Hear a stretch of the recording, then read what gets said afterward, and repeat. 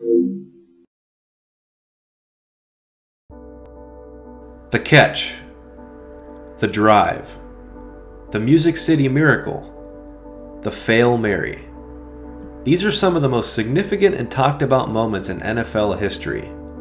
But what about the moments people don't talk about, or at least don't talk about enough? In this video, I'm going to list off what I believe to be the most underrated moments in NFL history. Now, I'm not going to be ranking these moments in any special order. Instead, they're just going to be numbered in the order in which I talk about them. And with that, I'm not going to waste any more of your time and just get right to it. So, my first underrated play is the Washington Redskins fail from 2009. Now, everybody is well aware of the Indianapolis Colts doing something very similar to this in 2015. It's been referred to as the worst play of all time, and rightfully so. This is when the Colts line, their entire line, basically their entire team, shifted to one side of the field, and Pat McAfee, and I think the center was just left. The center snaps the ball, and Pat just got swarmed. And, it's been mocked relentlessly over the years, and it's been played back a million times. But for some reason, nobody ever talks about the Washington Redskins doing the exact same thing in 2009. You see their entire line shifts to the left side of the field, and their punter or kicker, whoever that is, takes the snap, which never should have happened, should have just taken the delay of game, and throws up a prayer that winds up getting picked off. And what's worse about it is the Giants player is a decent run back here. I think he gets to midfield. So that's why I say this is arguably worse than the Colts play. The Colts play just gets played back more because it's shorter, but this one could have been way more disastrous for the Redskins had just a few things happen. Our next underrated play is Randy Moss almost catching that pass at the end of Super Bowl 42. Now, this is the Super Bowl in 2007 when the Patriots were 18-0 and going for 19-0, and they nearly had it, but Plaxico Burress shattered their dreams in the final minute. But a lot of people think the game ends there. They forget that Tom Brady got the ball back with 3 timeouts, but nothing was really open down the middle of the field, so the Patriots had to resort to throwing these Hail Marys, one after the other. But one of them was damn near close to being completed. Tom Brady somehow chucked the ball 70 yards, and he almost connects with Randy Moss, but it got broken up at the last second. And man, what if, because, the Patriots kicker was Gostowski, and I'm sure he would have drilled it to send the game to overtime. But for whatever reason, this never gets talked about. What if Randy Moss catches that Hail Mary? Our next underrated play is Doug Bryan missing those kicks against the Steelers in the 2004 playoffs. Now, Doug Bryan was the kicker for the Jets, and this was in 2004 when the Jets had a pretty good squad. Chad Pennington was their quarterback. They had Curtis Martin, Santana Moss, Herm Edwards was their coach. And they nearly knocked off that 15-1 Steelers team in Heinz Field. But their kicker, Doug Bryan, missed 2 kicks in the final 2 minutes, I believe, and the second kick would have won them the game. So that is a very underrated moment because it just never gets talked about. Everybody's heard about the Bills kicker in the Super Bowl. Everybody's heard about Blair Walsh in 2015. Everybody's heard about Billy Cundiff against the Patriots. But nobody ever talks about Doug Bryan, and I don't know why that is, because had they won that game, they would have gone to the AFC title game, and who knows, it's the postseason, anything can happen. Maybe it would have been an Eagles-Jets Super Bowl in Super Bowl 39. But anyway. Our next underrated moment is the pick 6 from the Cardinals-Packers 2009 wildcard game. Now, this game is the forgotten Cardinals-Packers playoff game because it's been overshadowed by the 2015 double Hail Mary game. But this game was a total classic. What I'm going to focus on is in overtime, it's 45-45, the Packers have the ball, but Aaron Rodgers ends up throwing a pick 6, and as you see, he accidentally kicks the ball to the guy, which is kind of funny. But what the main underrated moment here is it should have been roughing the passer. As you see, Aaron Rodgers just gets mauled. They're ripping at his face mask, and this is just a total screw job because it should have been a 15-yard penalty, and who knows what would have happened because, of course, the next year the Packers end up winning the Super Bowl as a wild card team. So maybe they would have had their Super Bowl run in 2009. I guess we'll never know. But this is definitely an overlooked moment if you ask me. Our next underrated moment is the Marcus Colston blunder in the 2013 divisional game against the Seahawks. Now what happened here is the Saints were down 23-8, but they went down the field and scored a touchdown. Then they actually recovered the onside kick, so they put themselves in position to at least have a chance to tie the game. But what happens is Breeze connects with Colston, but instead of going out of bounds, Colston inexplicably throws the ball forward. which is just very, very bizarre. Like, even if that was a design play, it's like, what the hell was that? It kind of reminds me of, speaking of the Saints, it kind of reminds me of Aaron Brooks in 2004 when he like threw the ball backwards. Like, I don't know what the hell was going on there. But this one I think is just awful because it could have at least, if he would have went out of bounds, it would have given the Saints at least a chance to heave it in the end zone one time. But I don't know. And this like never gets talked about because I guarantee everybody watching this has either one, never heard of this, or two, like saw it live and hasn't thought about it since then. So I think this is a very underrated moment. Our next underrated moment is the LaDainian Tomlinson post-game scuffle against the Patriots in the 2006 divisional game. Now what happened here is the Chargers kind of had control of this game late, but they let it slip away at the end, and the Patriots would come away with a 24-21 victory. It was a very bitter end to that great 2006 Chargers season. But what happened in the post-game is the Patriots started to dance on the Chargers logo, and they were doing Sean Merriman's signature dance. Sean Merriman was the Chargers linebacker at the time, and that really set off LaDainian Tomlinson, who's usually a very calm, cool, and collected guy, very laid back.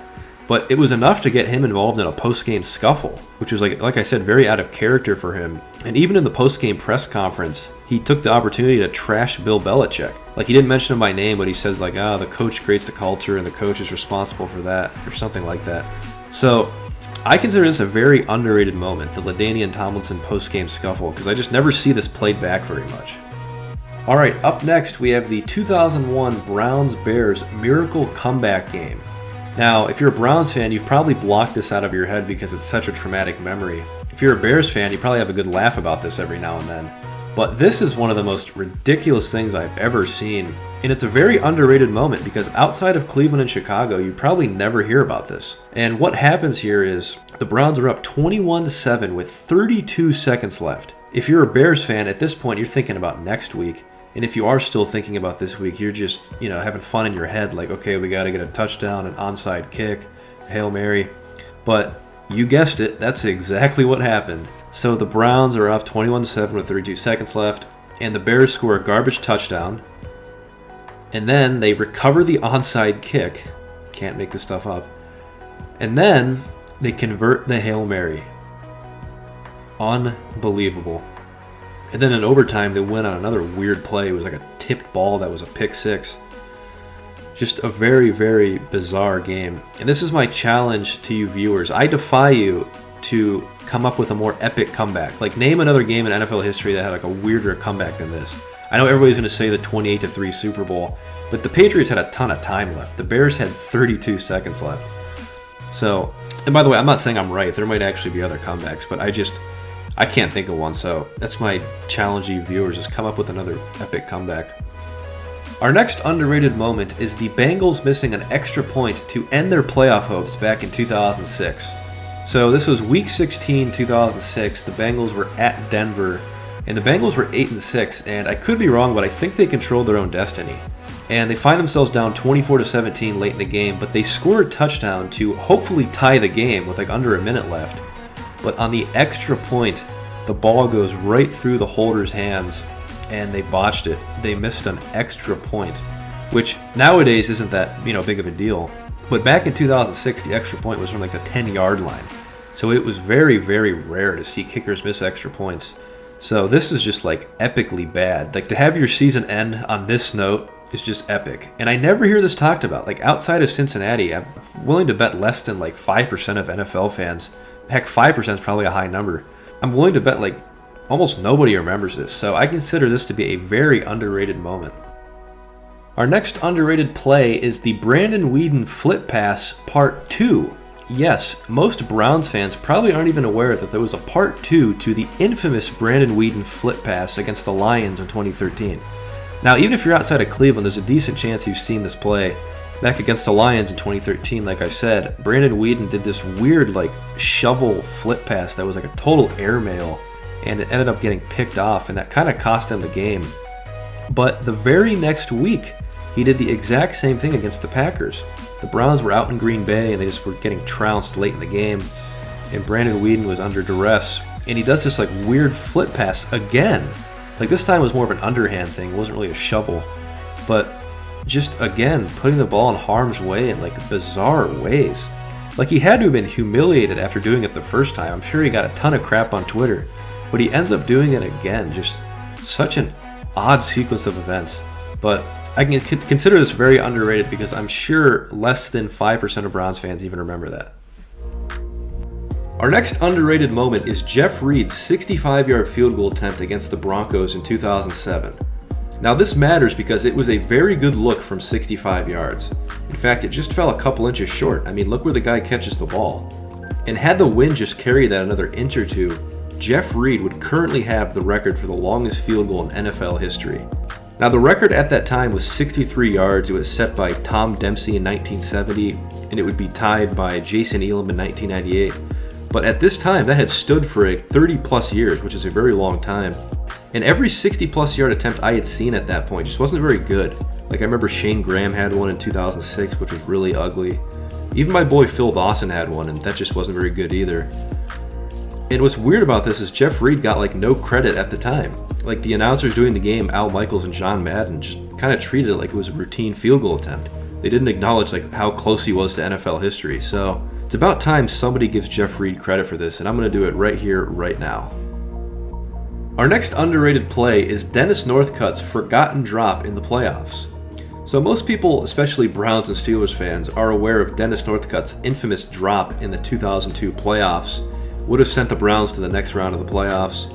But most people forget there was a sequel to this. In 2007, the Jaguars were playing at the Patriots in the second round of the playoffs. It was late in the third. The Jags were down 21-14. They needed a score to keep pace. And Dennis Northcutt drops a touchdown right over the middle that would have tied the game. And who knows what would have happened after that. So just a crushing drop that's really been overlooked. Most people don't remember he has a second big-time drop. And you know what adds to the totality of the moment is these were actually some pretty good Jaguars teams back in the mid-2000s. They were 12-4 this year, but they were always overlooked by the Peyton Manning Colts. So these teams were no joke. I mean, who knows what would have happened. That said, this is still not as big as the Steelers drop. That was there was more on the line there. It was later in the game. But this is still kind of a big deal. In fact, when I Googled this to see if anybody else was talking about this, there were actually articles written specifically about this drop. So this is kind of a big deal, and I definitely consider it an underrated moment. And our final underrated moment isn't really a moment, it's more of an entire season, the 2007 Atlanta Falcons football season. Now, I consider them to be underrated because before 07, they were always pretty good with Michael Vick, and then directly after 07, they became good again with Matt Ryan. So, most people forget, for that 1 year in 2007, they were a complete disaster. And when I say disaster, I mean that in the truest sense of the word. They had a first-time NFL head coach named Bobby Petrino who came in from the college ranks, and he ended up leaving not even 1 year in. He abandoned them for Arkansas about 3/4 of the way through the season, which is just hilarious. Then, of course, they had the Michael Vick scandal, so they lost their franchise quarterback indefinitely because he was going to prison. And then they had a bunch of random quarterbacks like Joey Harrington play and Byron Leftwich. It was just a dumpster fire of a season. But what's weird about it is they became good instantly. Like in 2008, they were 11-5 with Matt Ryan. And that's very unusual because when you lose a quarterback like Michael Vick, usually that's going to take a couple of years to rebuild, but they became good again. So as a result, everybody forgets about 2007. So that's why I consider the 2007 Atlanta Falcons to be an underrated piece of NFL history.